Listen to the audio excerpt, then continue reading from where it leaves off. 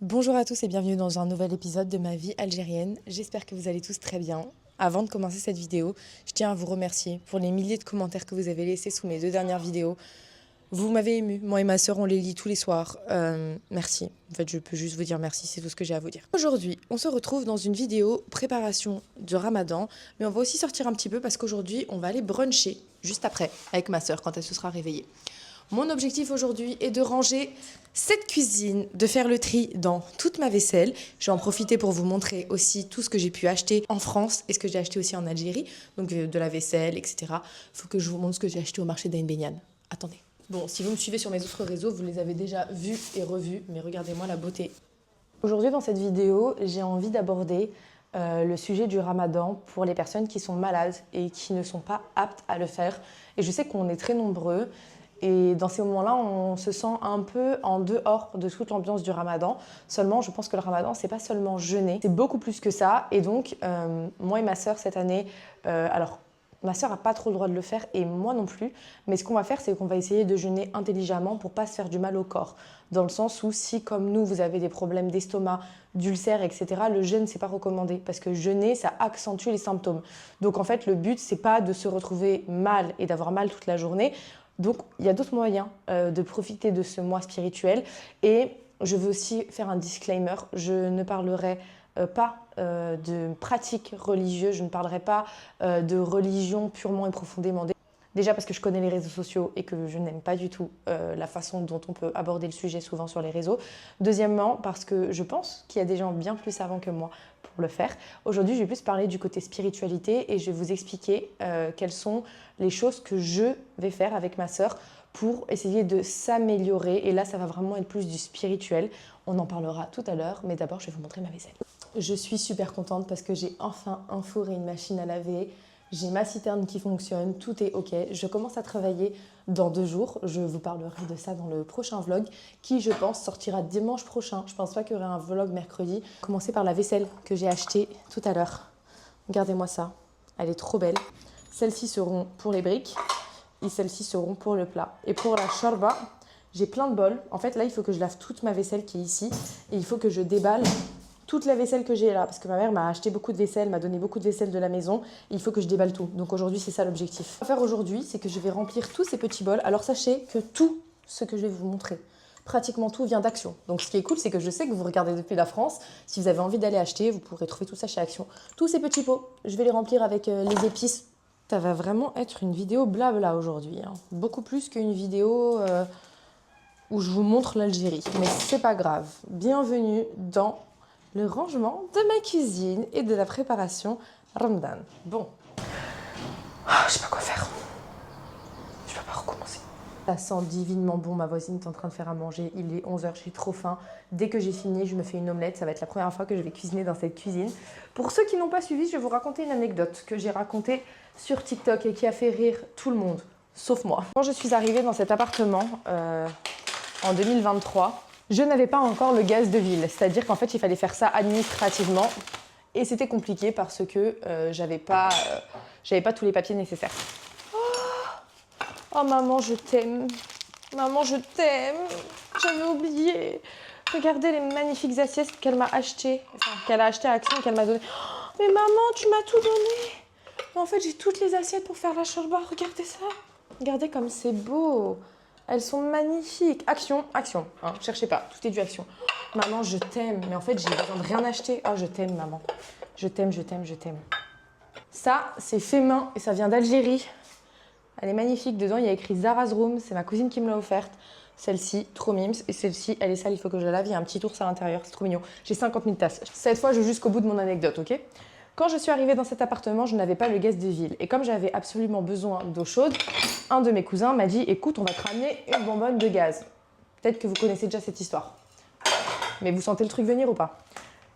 Il faut savoir que j'avais très peur du gaz. Et j'ai toujours très peur du gaz. D'ailleurs, maintenant, c'est même pas que j'ai très peur, c'est que je suis traumatisée. Je voulais pas. Je voulais pas du gaz. J'en voulais pas, mais le problème, c'est que c'était la seule solution. On m'a donc fait une installation un peu bancale dans ma cuisine. Un soir, je rentre après m'être baladée toute la journée à Alger. D'ailleurs, ce jour-là, je vous avais fait un vlog. C'est une des meilleures journées que j'ai passées à Alger. C'était vers la fin de mon voyage, mais il me restait encore 2 mois, ok ? Et ce qu'il faut savoir, c'est que à ce moment-là, ce soir-là, j'avais très mal à la tête. Donc je suis au téléphone en FaceTime avec ma petite sœur. Non mais des chiffons pour la cuisine et tout, mais elle a pensé à tout, maman, t'es la meilleure. Des petites serviettes pour la cuisine, maman. Regardez-moi ces petits bols pour mettre les olives et tout. Maman, je t'aime. Donc ce soir-là, j'avais extrêmement mal à la tête et je disais à ma petite sœur que j'avais pas envie de descendre, me commander une pizza, etc. Mais que j'étais très fatiguée, que j'avais pas vraiment envie de me faire à manger. Mais bon, je commence à me dire, bon, allez, mets-toi une détermination, prépare-toi à manger, j'avais tout ce qu'il fallait.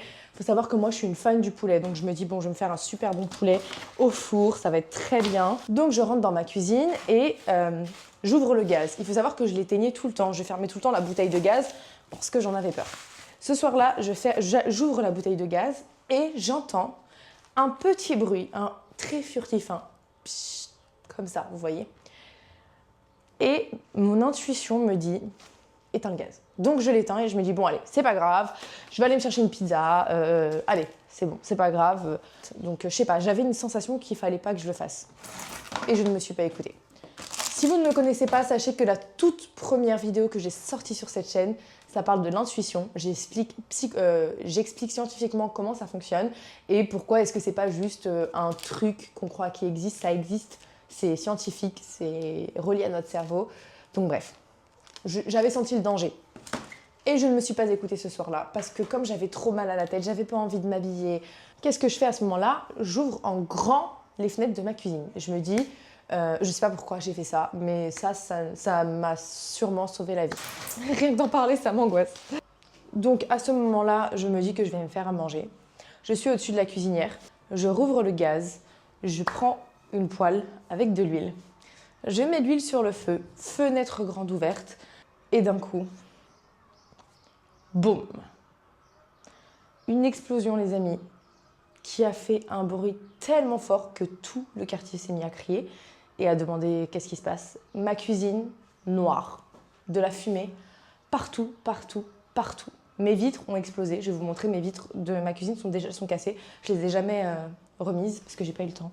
Donc explosion de gaz. Je suis dans ma cuisine. Il faut que je précise quelque chose. On est en plein mois d'août. J'ai pas de clim. Il fait très chaud. Donc je suis en petite tenue et j'ai cuisiné en petite tenue à côté de l'huile. Complètement bête la meuf. La première chose que je fais, c'est qu'en fait, comme je suis sous le choc et que j'ai chaud, je sens que je suis brûlée, mais je ne sais pas où. Je cours dans la salle de bain pour voir si j'ai encore des cheveux. Parce que je croyais que mes cheveux avaient brûlé et que mon visage avait brûlé. En fait, j'ai eu juste le bras qui était au-dessus de la casserole qui a été brûlé au 2e degré. Je suis dans un état de panique complet et en fait, j'ai qu'une seule peur, c'est que la bonbonne de gaz, qui est encore là, explose. Parce qu'en fait, c'est pas ma bonbonne qui a explosé, c'est mon four. Les pompiers viennent, les voisins viennent, la voisine d'en bas s'occupe de moi, elle me parle, mais je suis en mode vraiment... je suis sous le choc en fait, et je comprends rien à ce qu'on me raconte, alors que de base, je comprends quand même l'arabe. En fait, il y a eu un tout petit trou dans le tuyau qui reliait la bonbonne de gaz à mon four, et en fait, le gaz s'est accumulé dans le four en bas. Dans la seconde juste après, j'allais allumer le four en bas pour mettre mon poulet. Mais je ne l'avais pas encore fait. Et heureusement, parce que si j'avais ouvert en bas, alors là, le four aurait complètement explosé. Je n'ai rien eu, à part la main. Les pompiers étaient choqués. Ils m'ont dit, mais vous êtes une miraculée en fait.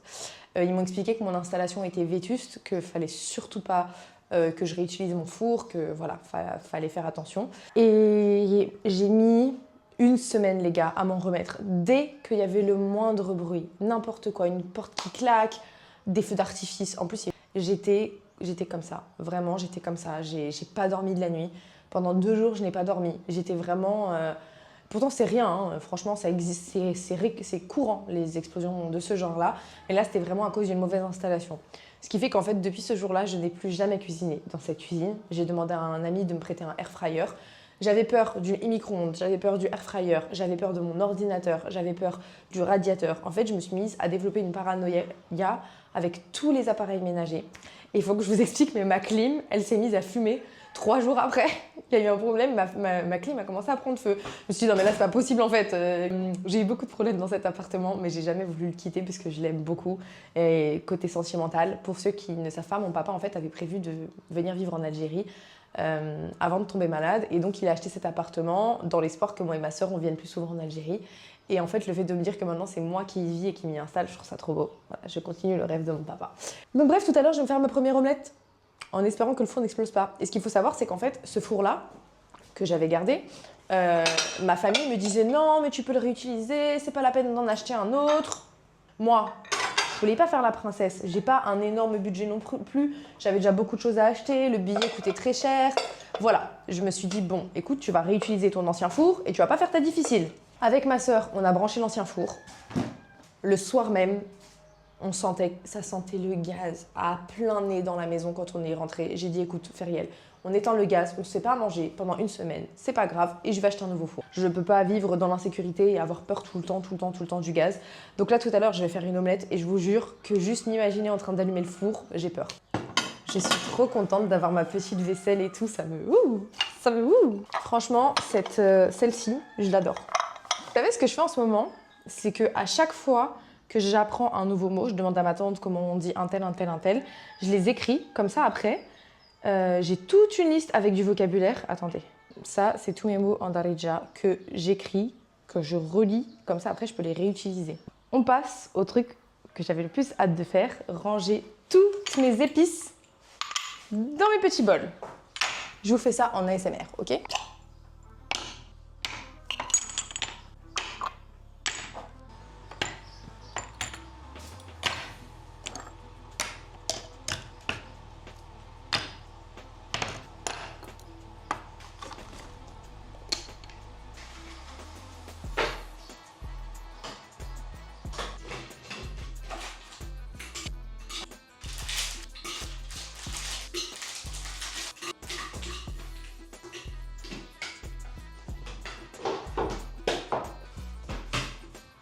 Vous vous souvenez quand je vous ai dit que je voulais me faire un plan de travail qui donne ici?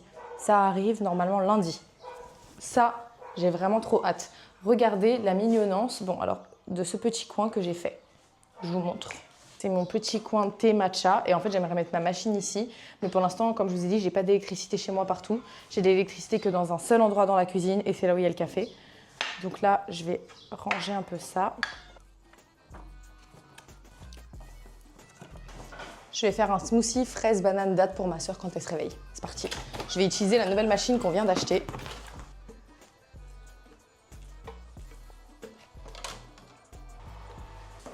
Deglet Nour, les meilleures dates.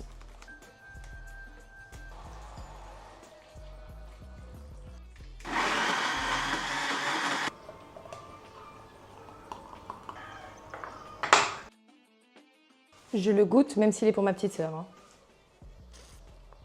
C'est trop bon. C'est trop bon. Ok, c'est l'heure d'aller bruncher. Enfin bon, bruncher, on n'a plus vraiment faim, on a mangé une omelette. Il est 15 h. On va aller à Sidi Yahya dans un petit café qui s'appelle The Greenhouse DZ. Il paraît qu'ils font des cafés avec du lait végétal. J'ai trop envie de boire un vrai latte. Et peut-être qu'après, on ira faire un tour à Garden City. Parce que ma petite sœur n'a jamais vu Garden City, donc j'aimerais bien. Il y a un très grand centre commercial, peut-être pour acheter 2-3 trucs qui manquent pour faire les courses pour le ramadan demain. Et puis voilà, ce sera une belle petite journée. J'avais demandé de vous dire un petit peu plus combien coûtaient les choses, donc je vais mettre tous les prix dans mes vidéos à partir de maintenant. Et là, par exemple, je suis en train de mettre de l'essence. J'ai mis 2000 dinars. 2000 dinars, c'est mon plein. En route, direction Sidi Yahya, qui est un quartier de la commune d'Hydra. Ici, vous trouverez une très grande avenue avec les restaurants les plus branchés d'Alger. C'est un endroit que je vous recommande de venir visiter le soir. Vous y trouverez des restaurants indiens, cuisine chinoise, cuisine traditionnelle algérienne, turque, bref, il y en a vraiment pour tous les goûts. Et c'est vraiment un quartier très cool le soir. Alors je sais qu'on avait dit qu'on viendrait à Sidi Yahya, mais au final, on est juste passé par là et on s'est rendu directement à Garden City. Au final, on est venu à Garden City parce que ma soeur ne connaît pas. Et donc on va aller au SNI, pour ceux qui connaissent, je vous l'ai déjà montré. On va aller manger un petit barrir et en même temps je lui montre un peu Garden City. Garden City, c'est le tout premier mall d'Alger qui a ouvert en 2018. C'est vraiment l'endroit idéal pour faire du shopping parce qu'ici vous trouverez beaucoup de très grandes enseignes, Mango, Zara's Home, Pull&Bear, mais aussi beaucoup de restaurants et celui où je vais vous emmener, c'est le meilleur.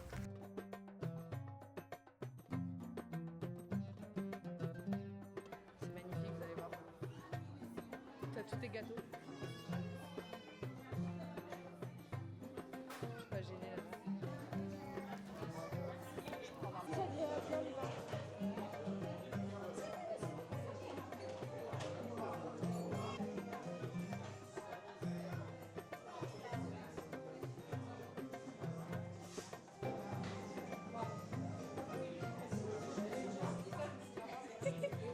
changé d'avis? Là, quand je suis devant ça, je crois que je vais prendre un.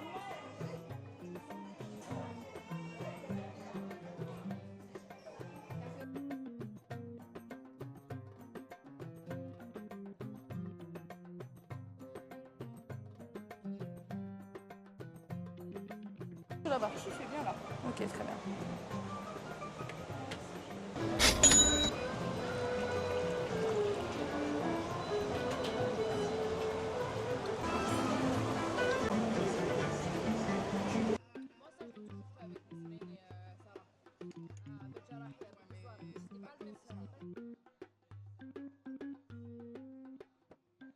Je sais pas si vous voyez, il y a tout un grand espace dans lequel on peut faire des jeux, des arcades et tout. Vous savez, un peu comme en Asie. Je sais pas trop si on a ça en France. Avec plein de jeux, il faudrait qu'on y aille. Il y a des trampolines, des boules et tout. J'aimerais trop qu'on le fasse un de ces quatre. Et tout en haut, c'est tous les meilleurs restaurants. Bien sûr, je l'ai mis dans mon livre. Tu rigoles ou quoi? Trop beau.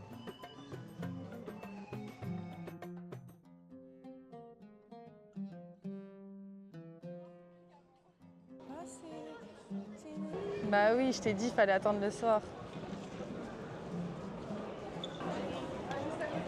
Regarde, on a un petit souci là. Je me retrouve avec un chiot. On était sur la rocade et en fait, il y avait un monsieur qui tendait le chien à toutes les voitures. Et j'ai fait l'erreur de baisser ma fenêtre. Évidemment, il a vu que j'étais trop mignon. Il a vu que j'étais immigrée, donc il s'est dit, elle va le prendre.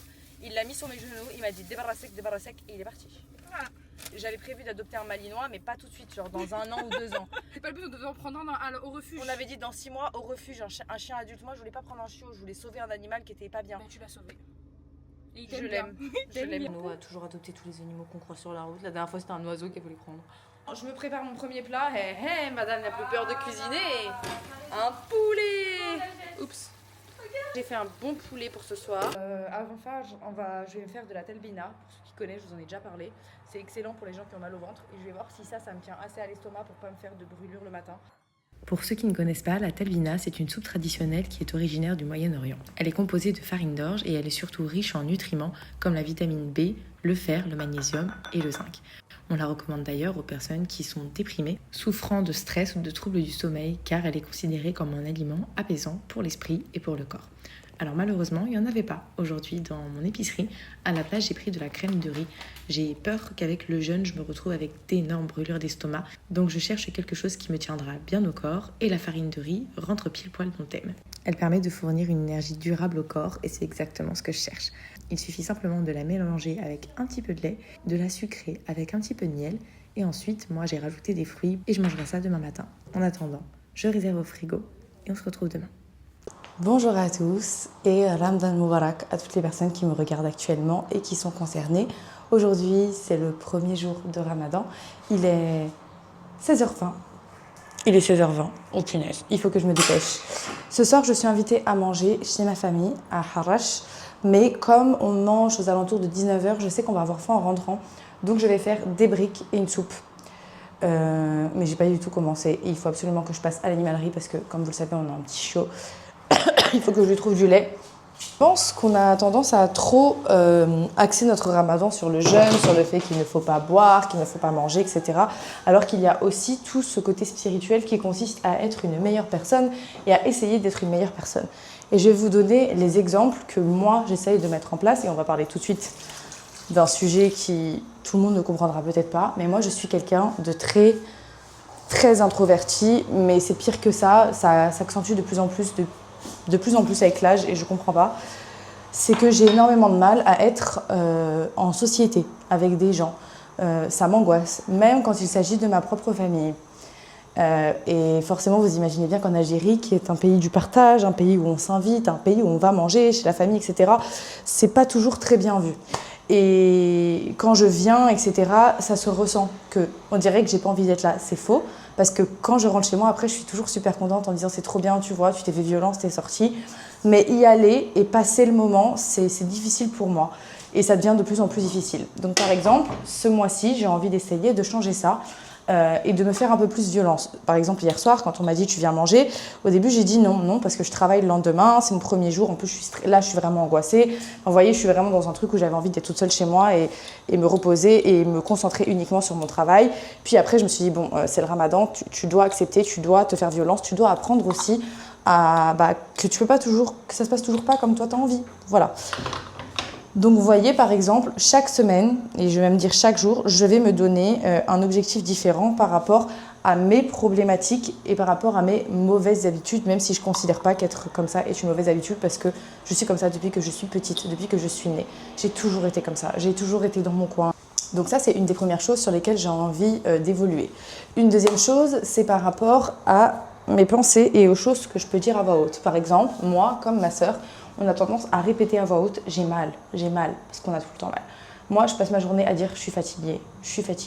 Et ça, c'est quelque chose aussi que j'ai envie de changer parce que je m'intéresse beaucoup aux neurosciences et je sais que le cerveau croit à tout ce qu'on dit, notamment à voix haute. Donc c'est très important de dire des choses qui sont positives et aussi peut-être d'accélérer la guérison en disant je me sens mieux, etc. Ça peut paraître bête pour certaines personnes et quand on a mal et quand on souffre, quand quelqu'un te dit oui, non mais arrête d'être négative et dis que ça va, dis que tu te sens mieux, tu as envie d'insulter la personne. Je vous comprends et je suis complètement d'accord parce que je suis passée par ces phases-là. Mais je me suis aussi rendu compte à quel point le fait de dire ce genre de choses, ça me rendait encore plus mal, vraiment.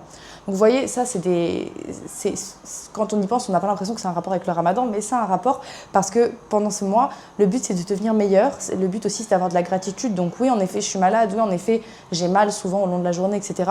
Mais j'ai la chance d'être vivante, j'ai la chance de marcher, j'ai la chance de pouvoir parler. Et vous voyez, par exemple, il y a quelques années, je faisais du sport presque sans problème, même si j'étais asthmatique. Aujourd'hui, je suis à un stade où même monter des escaliers, c'est dur.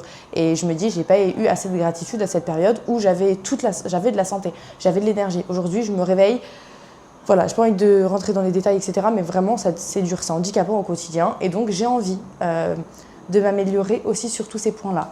Je vais aussi parler d'addiction, parce que vous savez, j'en ai déjà parlé sur ma chaîne, mais voilà, je suis tombée dedans il y a quelques années. Et je suis contente parce que depuis que je suis là, j'ai arrêté tout ce qui est fumette. Mais malheureusement, j'ai encore la cigarette par-ci, par-là. J'ai envie de profiter à fond de ce mois pour essayer justement de m'en débarrasser. J'ai décidé que pendant ce mois, la journée, je ne regardais pas, j'évitais les réseaux sociaux et je ne regarde pas de films, de séries, etc. Je me concentre que sur de la lecture. Peu importe la lecture, d'ailleurs, je vais vous montrer ce que je lis actuellement, tant que ça me cultive et que ça m'aide à me concentrer sur autre chose. Autre chose que j'ai décidé pendant ce ramadan aussi, c'est de me concentrer beaucoup plus sur l'arabe. Alors pour ceux qui ne savent pas, j'ai fait des études d'arabe littéraire, donc je parle n'importe quoi. Je sais lire et je sais écrire. Bon, attention, c'est un grand mot, je me débrouille. Mais j'ai envie justement d'en faire plus là pendant ce ramadan. Donc j'ai ressorti tous mes carnets, je les ai amenés avec moi, je vous ai montré dans la vidéo la dernière fois. Donc j'ai envie de profiter de ce ramadan pour lire, pour me remettre dans mes cours d'arabe avant de faire la session intensive dont je vous ai parlé. J'ai aussi envie de passer plus de temps dans les refuges, par exemple. Vous savez que c'est important, la zakat, l'aumône, etc. Donc ça, bien sûr, je vais le faire. Mais à côté, vous savez que j'aime les animaux. Donc évidemment, c'est toujours un plaisir pour moi de m'en occuper. Et c'est en fait essayer d'utiliser son temps plus intelligemment et toujours dans l'idée du partage, de la générosité.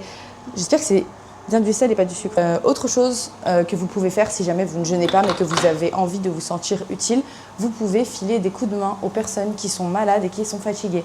Par exemple, vous pouvez alléger vos grands-mères, vos tantes, etc. pour ce qui est de la cuisine, pour ce qui est du ménage, parce que pendant le ramadan, je pense qu'on en a beaucoup parlé quand même ces dernières années, mais un rappel est toujours bon. Pour les femmes, c'est souvent un mois qui est encore plus fatigant que pour les hommes parce que forcément elles sont à la cuisine presque du matin au soir, elles ont très peu de temps pour se reposer. Quand on fait la cuisine derrière, il faut tout laver, je vous raconte pas. Même si vous êtes, et surtout si vous êtes des hommes, pensez à donner des coups de main à vos mamans, pensez à donner des coups de main à vos sœurs, pensez à voilà. C'est important. Et en termes d'alimentation, moi j'aime trop shorba, brick, j'aime tout ça. Mais en réalité, quand c'est le ramadan, je mange tous les soirs la même chose. Vraiment, je mange tout le temps pendant un mois la même chose. Ça me dérange même pas. Parce que je suis une personne très obsessionnelle dans la nourriture. Donc quand j'aime quelque chose, de toute façon, moi mes plats, c'est presque tout le temps pareil. Donc voilà, j'ai envie de profiter de ce ramadan pour essayer de faire des plats un peu différents. Il y a tellement de comptes ramadan qui proposent des recettes super cool et saines. J'aime beaucoup. Dont je vous ai déjà parlé, il y a le compte de Shainez et le compte de Loulou Kitchen. Je sais plus comment elle s'appelle en vrai. J'aime trop ses comptes. Et en plus, c'est des recettes qui sont vraiment saines. On va faire beaucoup plus de salade. On va profiter du fait d'être en Algérie parce qu'en France, les fruits et les légumes, franchement, ça coûte de plus en plus cher. Ici, on va pouvoir se faire plaisir. Donc avec ma sœur, on essaye aussi de se faire des plats plus sains. Par exemple, ma petite sœur aujourd'hui n'a pas pu jeûner parce qu'elle prend de la morphine. Et donc, elle doit rester hydratée, c'est obligatoire, sinon ses reins vont pas suivre. Et donc, ce matin, au lieu de se faire une tartine de pâte à tartiner comme elle pourrait se faire d'habitude, bien là, ce matin, elle s'est levée et elle s'est fait... Je l'ai pas là, elle s'est fait un jus de fraise avec juste de l'eau, quelques fraises et un peu de fleur d'oranger. Et elle a bu ça ce matin, vous voyez. Pareil, quand ça a été le moment de manger quelque chose, elle s'est fait une tartine avec un œuf. Au lieu de manger des trucs lourds, des trucs gras, des choses qui sont pas bonnes pour notre santé en réalité. On a tous nos, on a tous nos facilités et nos non-facilités. Par exemple, moi, je n'ai aucun souci à ne rien manger de la journée. J'ai aucun souci parce que pendant presque 3 ans, et je commence à m'en débarrasser seulement maintenant, j'avais, je pense, un trouble du comportement alimentaire qui faisait qu'en fait, je ne mangeais rien de la journée, mais rien, vraiment rien. Et mon premier repas était à 22h et je n'arrivais pas à le manger avant. Et pour plein de raisons différentes, mais c'était 22h. Et encore aujourd'hui, je mange très, très, très tard, ce qui est très mauvais, parce qu'après, tu as mal au ventre, quand tu vas dormir, tu te réveilles le matin, surtout quand tu as des problèmes de remontée. Bref, c'est vraiment tout ce qui est mauvais pour toi. Donc par exemple, jeûner pour moi, ne pas manger, ne pas boire, ça me fait ni chaud ni froid. Par contre, ne pas fumer de cigarette, ça c'est dur. Le précédent ramadan, quand je ne pouvais pas jeûner, eh bien je me forçais à ne pas fumer. Je me dis, bon bah voilà, toi tu peux pas jeûner, mais c'est pas grave, jeûner pour toi c'est pas si difficile que ça. Ce qui est vraiment difficile pour toi, c'est de fumer, donc réduis-toi à ça. Et au final, mes ramadans m'ont toujours apporté quelque chose parce que je cherchais quelles étaient mes mauvaises habitudes, les choses qui m'empêchent d'avancer et d'évoluer, de me sentir bien, et j'essayais de travailler dessus. Et cette année, j'ai envie de le faire encore plus. Et je suis contente parce que je trouve que cette période, c'est vraiment une grande période. Je vais aller faire, alors aujourd'hui non parce que j'ai pas le temps, mais aussi pendant ce ramadan, j'ai envie de marcher beaucoup plus. Comme je vous ai dit, j'ai des problèmes respiratoires. Faut que je marche, faut que je fasse du sport. Alors faire du sport en étant malade, c'est compliqué. Faire du sport sans manger, sans boire, c'est mort. J'ai pas envie de m'évanouir. Par contre, je vais aller marcher beaucoup plus près de la mer. J'ai la chance d'avoir la mer à côté de moi. Et sans musique, sans écouteurs, évidemment, sans podcast. Parce que moi, je suis quelqu'un qui aime pas du tout le silence. J'ai l'habitude d'être tout le temps avec un fond, un truc. Ça, j'essaye de le changer, par exemple, pour plus m'écouter. Et c'est ce que j'ai fait ce matin. Je me suis assise pendant 1 heure sur ma terrasse avec un livre et j'étais en train de lire. Et puis après, j'ai juste écouté ce qui se passait autour de moi. Et d'un coup, ça m'a fait quelque chose, vraiment. Je me suis rendu compte que je me connectais un peu plus à moi et je me suis dit, bon, là, il faut vraiment que tu arrêtes parce qu'en fait, j'ai le cerveau qui tourne et je suis jamais là. Et c'est pas bon. Donc bref, c'était une vidéo blabla. J'espère que vous avez quand même apprécié. Je pense que c'est important de rappeler aussi aux gens qu'il y a plein de façons de s'élever spirituellement. Et si vous ne pouvez pas jeûner entièrement pour des raisons médicales, vous pouvez jeûner partiellement en supprimant les aliments que vous préférez, ceux auxquels vous êtes addict. Ça peut être le sucre, ça peut être les bonbons, ça peut être si vous êtes habitué à manger de la nourriture industrielle, essayez de faire des plats maison. Si par exemple vous détestez les légumes alors que c'est bon pour vous, essayez de trouver des recettes avec des légumes un peu plus cool, essayez de prendre plaisir à cuisiner. Voilà, vous voyez, il faut en fait mettre de l'amour dans tout ce qu'on fait. Et je pense que c'est comme ça qu'on s'élève et qu'on devient meilleur. En tout cas, moi, c'est comme ça que je vois les choses. Et j'avais envie de vous partager ça parce que je sais qu'on est nombreux à être malades et jeunes en plus. Ça me fait de la peine, hein. Mais on se retrouve dimanche pour la prochaine vidéo. Je ne sais pas du tout ce que je vais faire. Je vais vous emmener un petit peu avec moi au travail, je pense. Je pense que ça va être possible. En tout cas, je vous emmènerai sûrement dans mon premier jour. Je ne sais pas trop ce qu'on va faire pendant la semaine qui va arriver, vu que c'est ma première semaine et que déjà je vais rentrer, je ne vais pas avoir le temps de cuisiner. C'est ma petite soeur qui va tout faire, ça m'embête. Mais on trouvera quand même des petites choses à faire. Allez, on se retrouve dimanche. Bisous.